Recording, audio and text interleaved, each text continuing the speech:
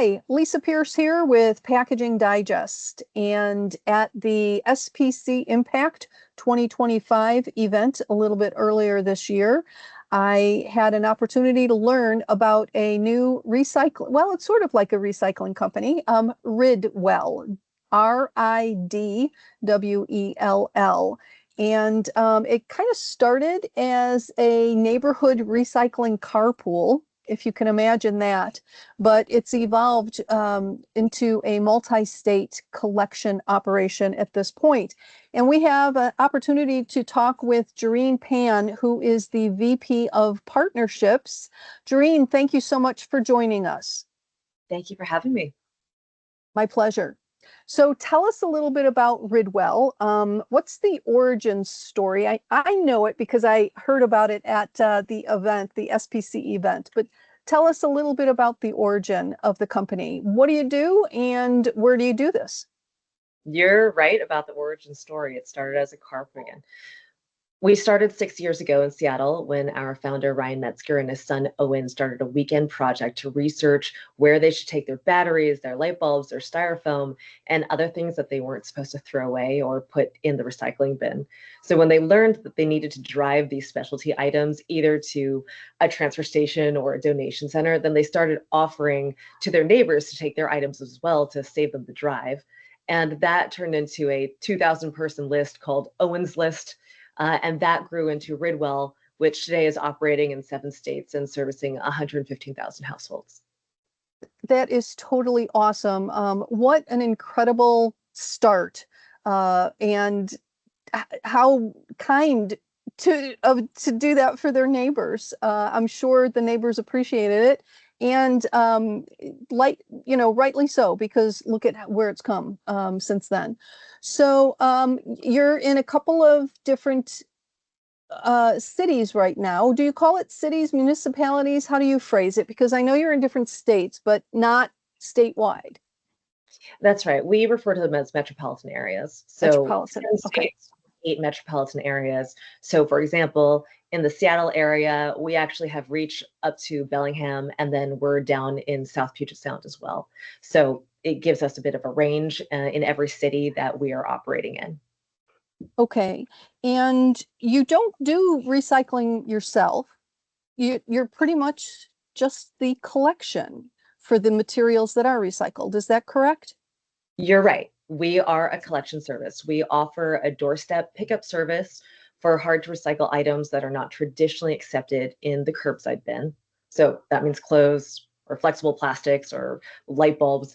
And we just make sure that those items are diverted from landfill with the help of our local and national partners who are the recyclers or our nonprofit partners who reuse it.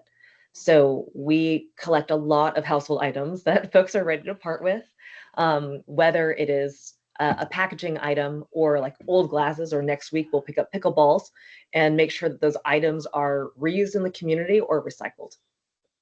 Okay, amazing. And it's kind of a shame. Well, yes and no. I mean, it's a good business for you, but it's kind of a shame that it's needed, that municipal recycling isn't enough, though. But why do you think municipalities can't collect all these things themselves? Well, municipalities and their recycling systems do a lot, but you can't do everything. So I'd say that there's 2 main reasons for that. First, we're lacking infrastructure for reuse. Okay, 50% of what Ridwell collects is for reuse by nonprofit partners. No And kidding, 50%. That's yeah, amazing. yeah, it takes a lot of nonprofits in every area that we service to be able to handle the sheer amount that's coming out of homes. So in a municipal recycling collection, reuse is typically infrequent, maybe a couple times a year, or there'll be a pop-up, but the supply of reusable items that is leaving homes is very steady. And all of that ends up in landfill if you don't have the help of private collectors. So there's a Okay. substantial need for the collection and matching services that Ridwell provides between what a nonprofit can actually use and the supply of unwanted but still usable items in homes. And nonprofits are not typically staffed that robustly. And so to be able to talk to them and understand what is it that you really need and that you can really use, that helps keep things out of landfill as well. There's a men's shelter once that told us that the only time he was able to mark men's beanies off of his list of needs was when Ridwell solicited that collection for them out of our members' homes. Oh, Going back to your original question of, why isn't municipal recycling enough? Well, secondly, there's always going to be a lag between packaging innovation and recycling infrastructure investment. So, this is when having a private recycler like Ridwell or a private collector like Ridwell with a more flexible collection format can be helpful. So, in the same way that Ridwell is not optimized to collect a high volume of aluminum cans and cardboard the way that curbside recycling can, MRFs are not optimized to collect tanglers, like flexible film and clothing. And so our rate of packaging innovation also far outpaces our ability to keep up with recycling infrastructure investment. okay. Very interesting. I did not realize that so much was for reuse, and I'm thrilled, absolutely thrilled to hear that.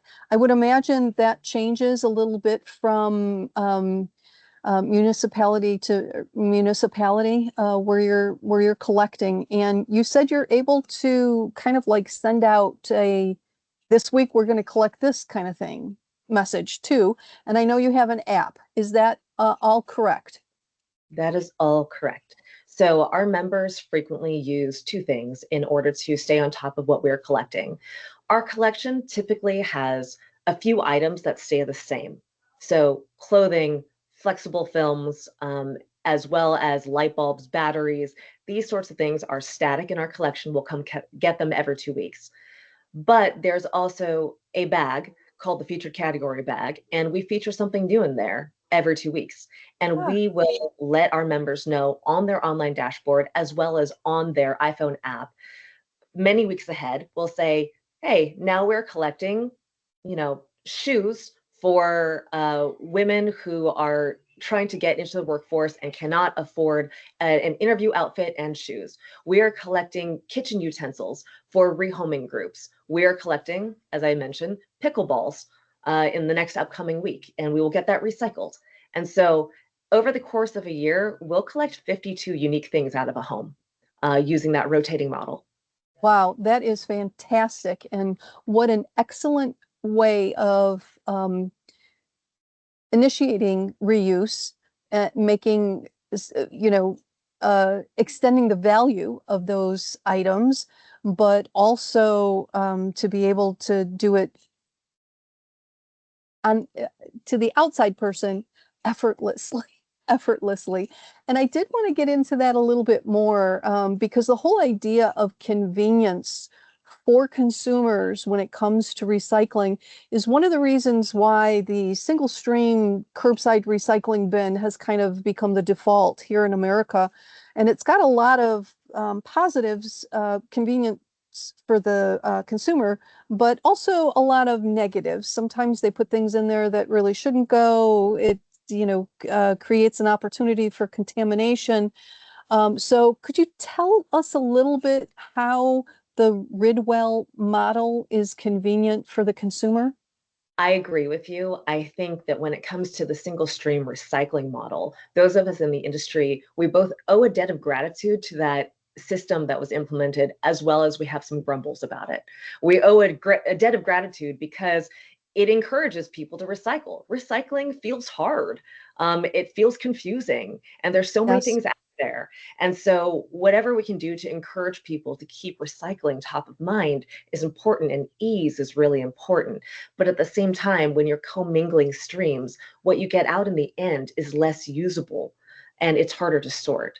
So, one thing that Ridwell focuses on is educating our members on source separation. Now, what that means is that at the home, we're asking our members to actually separate into separate bags their distinct items. So instead of putting light bulbs, batteries, clothing, and plastic film all in one, we have separate bags that are labeled with each with a picture and with examples. And then online on the dashboard, as well as on the app, we have pictures and examples of what you would include and what you wouldn't include in that collection. Now, we also are aware that people hit a certain level of fatigue, so we try and make it as easy as Sure. possible. So, Yep. for example, when it comes to flexible films, there's two different bags that we collect. One is what we call plastic film. And for those in the industry, it would be LDPE, HDPE, number two, number four. And Yep. then we have another type of flexible film, which we call multi-layer plastic. And those are typically chip bags and granola bar wrappers and any, prunes in a sealed bag. And so one way we make it easy for people is we'll say, can you stick your thumb through it? And imagine a bread bag, right? If you can stick your thumb through it, it goes into plastic film. Can you crinkle it? Is it really loud? If so, it goes into multi-layer packaging. If it has a softer crinkle, that goes into plastic film. So we'll try and make it easier on folks because it is pretty confusing out there. Yes, it is confusing, even for the people who are in the industry, in packaging and recycling. A lot of times you'll hand them something and say, is this recyclable or not? And sometimes they're like, I'm not really sure. So anything you can do. But what I love about how you've explained this is you're using descriptions that consumers know, not packaging professionals. Like you didn't say anything about a resin ID code, which I absolutely love. I know that the codes are on there, not so much on, the flexible films and stuff, but on the rigid containers, but even still. So before we get into a little bit more about the actual materials that you do collect, I did want to get into the financial side of things a little bit, because in addition to being convenient for consumers, I personally, everybody's, got their own threshold, but I personally think that this is immensely affordable for consumers who really want to do more to reduce the amount of waste going to landfill. And so the business model is you get paid by the subscriptions. Are you calling it a subscription or you call it something else? That's accurate. We call it subscription. Okay, so a consumer would give you 14, 18, 24 or $24 a month, depending on how many different types of materials they want you to come pick up. And it's every 2 weeks, and that's how you kind of make your money, rather than for a lot of other recyclers, they make their money when they sell the material, the collected and recycled material. So it's a little bit of a different business model for you, correct? You're correct. So we try to keep this as affordable as possible because we believe in the power of many people taking small actions. And so it has to be accessible. So members pay Ridwell a monthly subscription fee that starts at $14 a month. So that's cheaper than most TV or movie streaming services. So we try to keep it accessible in that way. I agree with you in your assessment that it's not the most expensive thing. And tying back to our prior conversation about municipal recycling, people have to understand that if these items were something that could be taken care of more easily by municipal recycling, they would also have to charge additional dollars. So, one thing that I see that is hard for folks to understand outside the industry is that they often think, hey, recycling makes you money, right? Like, don't you just want more of this plastic film? And the thing with hard to recycle markets is that the reason they're hard to recycle is that there is not really an end market for them. There is not a buying side for this commodity stream. While it is possible to be paid on some of these items, that is far outweighed by the cost of collection and separation and consolidation. So that fee goes to cover the cost of actually getting these responsibly diverted from landfill. Yes. Again, I love the business model here, because I think the consumer, again, the thought process is, I'm giving you something that has value and you're going to make money on it. So why should it cost me? Instead of, I've got something that needs to be disposed of. I'm going to pay you to do that for me. You're doing me a service rather than something that, should be a moneymaker. And we'll get into a little bit more of that as we go. Thank you. This is so fascinating. And I love talking about the financials here and the business model. partly because I'm not a fan of extended producer responsibility, EPR, and it just seems like America is kind of like on the EPR train right now, and maybe because they don't know that there's an alternative, and this is definitely a viable alternative.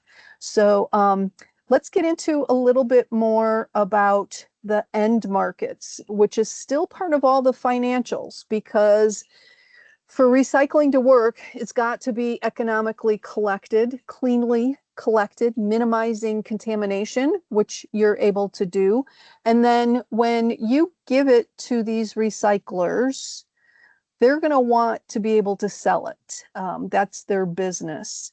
And I believe it's your job at the company to find those end markets. And some of the examples that you've talked about, that I've read about your company, to me is just genius as far as finding the end markets.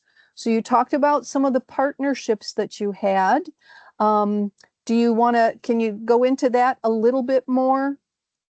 Absolutely. So we have a team dedicated to feedstock search opportunities. They are constantly out there on the hunt, understanding which companies can handle a post-consumer feedstock of our type, even though ours is extremely clean. It tends to be less than 5% contaminated. It's still a unusual feedstock for some recyclers to handle. And so there we will take plenty of time explaining how our feedstock is different and sending samples around and working with folks, because when it comes to some hard to recycle markets, they're somewhat established. So for example, the plastic film market of LDPE, H2PE clear film, Yep. you'll find buyers for that all day long.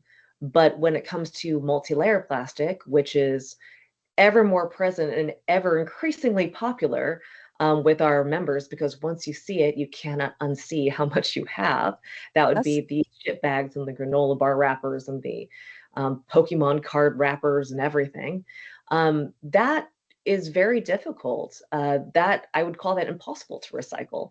And so in that instance, we had to help create a market. We worked with one of our partners, Hydroblocks, who the entrepreneur there, Ed, he was very open to tinkering with us. And it's only because of entrepreneurs like him that we were able to R&D. And for example, he was able to create a Hydroblocks product that is exclusively made out of multi-laminates. And so, Which product is that? Do you mind saying? yes, so Hydroblocks actually creates planks that are Okay. used for a drainage solution. So Okay, they would great. be put in place of, say, a French drain. And Mhm. he created a plank that was entirely made out of multi-laminates. And it had slightly different qualities, but not for the worse.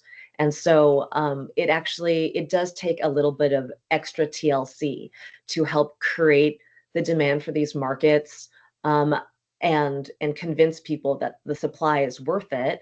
And but that is part of the value that we contribute in trying to help establish that market, or create it until it becomes more mainstream. Sure. I love, love, love that. Now, one of the things that I wanted to get into a little bit deeper, and you've already mentioned it a couple of times, is that you take flexible film, including those multi-layer structures, which are um, unrecyclable. You said impossible to recycle, unrecyclable, same business there. So, is there any flexible packaging that you don't take? And if so, why not that? That is a good question. I would say that today there's two things that, oh, maybe one thing that stands out that we're not taking, and that would be squeezy pouches. Ah, okay. Yep. So that's an example of a flexible that we're not taking. Is Um, that because of the fitment? it's actually just because it's multi-material, often dairy, very hard for people to keep clean. Okay. There are, in addition to the fact that there are very limited outlets for that, But it would certainly challenge the contamination levels. And especially if you needed to hold on to it for a while in order to send a carbon friendly shipment out. Um, but we are at the stage where our accrual rates are pretty high. So it may be possible, but it's just there are some flexibles that are frequently contaminated and hard to clean like that. Okay. Another example of that would be we do collect some pet food packaging, but what we ask folks not to send us would be bags that have had oily, fishy treats in them, just so that we can maintain the caliber and the quality of the feedstock that's going in. Yep. And we also are in the effort to make it easy for individual consumers to waste less. We can It would not be wise to ask them to go washing and scrubbing everything. Correct. We ask them, hey, just dump out the crumbs. If it's super, give it a quick wipe, but mostly we need to get most people doing a little bit. And that would be enough to fatigue the average consumer to ask them to clean things off very thoroughly. Sure. Totally understand it. That's why it's so important that you do have that balance of convenient for the consumer and yet trying to minimize the amount of contamination. Speaking of minimizing the amount of contamination, I do believe I saw on the website that you're also, in addition to working with some partners for the end markets, one of those end markets is new packaging materials themselves, that you work with packaging material suppliers in possibly making that connection between the materials that you're collecting and the post-consumer materials that they want. Is that correct? That's correct. There are some opportunities where we have been able to collect something that is then able to go back in, say, a bottle to bottle sense. So plastic clamshells is an example where we're collecting that and we are able to get it to a partner who's able to flake it, and then those go back into the PCR content of a new clamshell.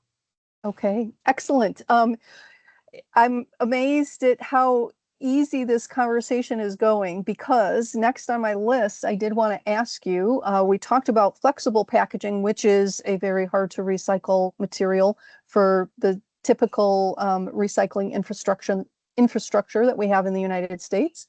But so are clamshells, and we are seeing a lot more of those as well. We see a lot of that in produce, in supermarket delis, perhaps for the meals, ready meals to take home, things like that. So plastic clamshells is another hard to recycle material you guys do. Uh, Thermoformed containers and lids, similar to what you might get potato salad and coleslaw in, again at the deli.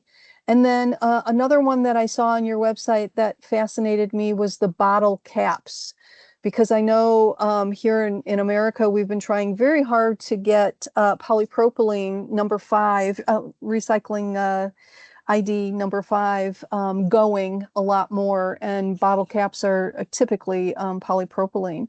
So uh, one of the reasons why you're able to collect this stuff is because you're able to recycle it. So what end markets have you found specifically for those materials? Yeah, so our plastic recyclers are North American recyclers.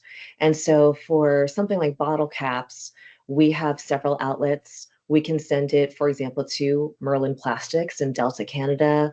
Okay. But bottle caps are generally, polypropylene is generally welcome with open arms for many recyclers, big and small.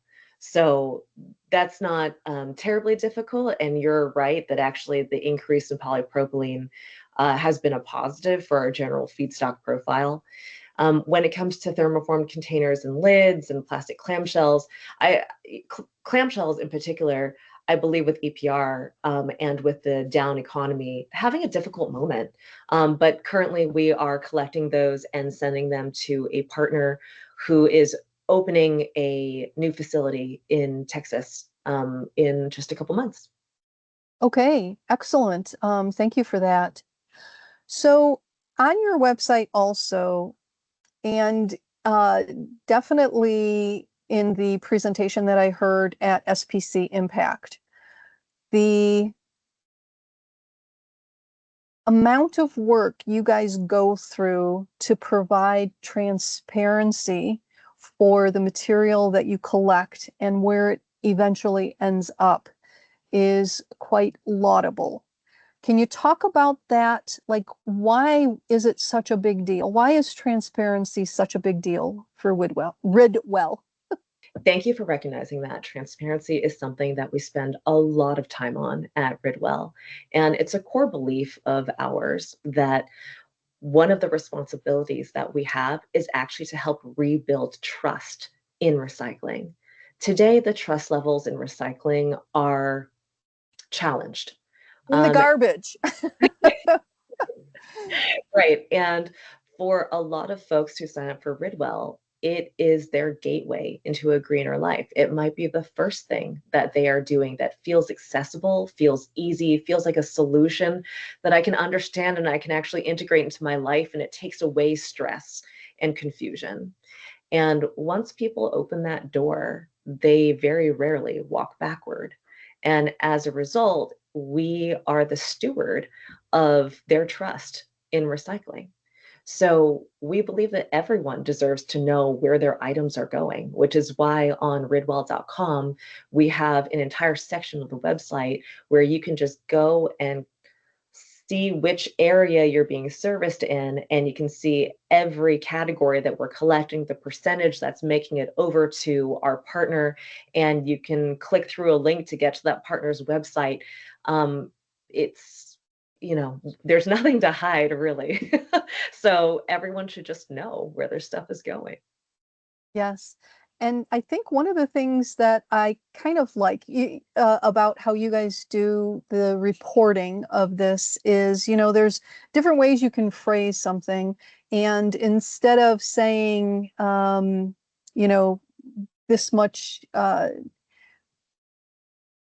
went to landfill, um, you kind of explain a little bit by saying this percentage, which I'm assuming is the percentage that goes to landfill, was contaminated. Hmm. Is that did I get that right? And You're it's right. usually and it's on average around just 3% of what you You're guys are collecting. You're right. Overall, 97% of what we collect is reused or recycled. There's 3% that comes in that is non-conforming to what we asked, and that's expected. It's still confusing, even with help and examples. And so 3% is not bad, but No. we do take the tack that we want people to know. We're all about the education. And so it's one thing for us to say 3%. It's another thing for us to say, so if you could avoid sending us this, then folks will understand that that's an item that belongs in the landfill. Mhm. And I believe that that is a hard truth that is sometimes hard for people to grapple with. We're all guilty of a little wish cycling sometimes, where we wish and hope that it might get recycled. And so we send it in or we put it in the bin. But at some point, we really owe it to our members to know really what cannot be used in the downstream recycling or the downstream reuse.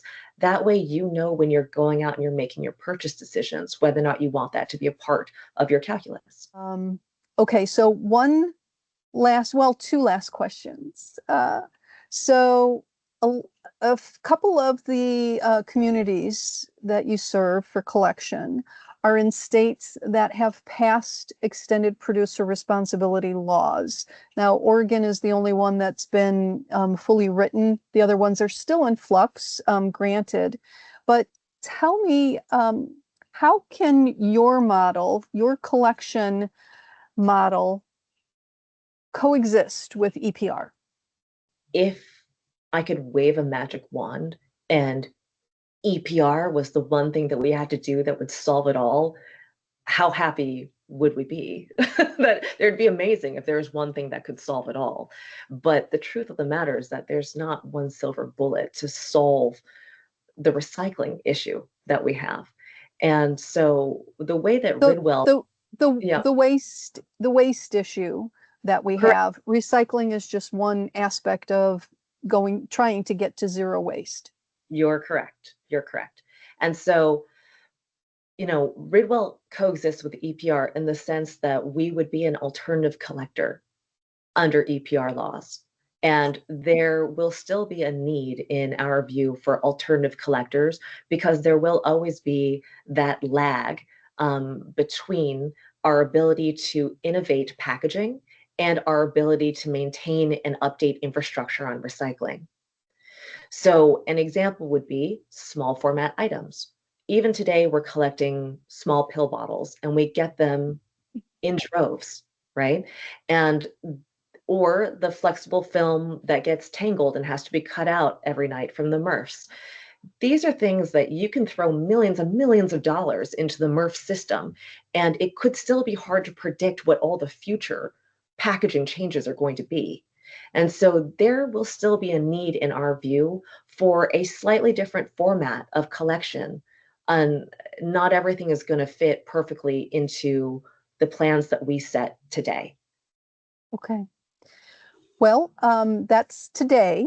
So the last question I did want to ask you, Doreen, and thank you so much for explaining all of this. What are Ridwell's plans for the future? Like, where do you want to go from here? We are in 7 states today, and we have a goal of expanding across the US. And one of the ways that we are very excited about that we are accelerating that is something we introduced earlier this year called Ridwell Express. And that is a mail back program where we are collecting a few select items, plastic film, multi-layer plastic, as well as pill bottles and soon to be plastic bottle caps. And we are receiving those back by mail, but that is not geographically bound to any area. So we already, in the short time that we have launched this, just a handful of months, we have folks who have signed up from almost every state. So it goes to show how excited folks are about this, and the growth on that has been pretty tremendous. And so that is our current plan for the future. And it really helps us get into locations and be helping people who want to be doing better with their hard to recycle items, but they just don't have the outlet yet.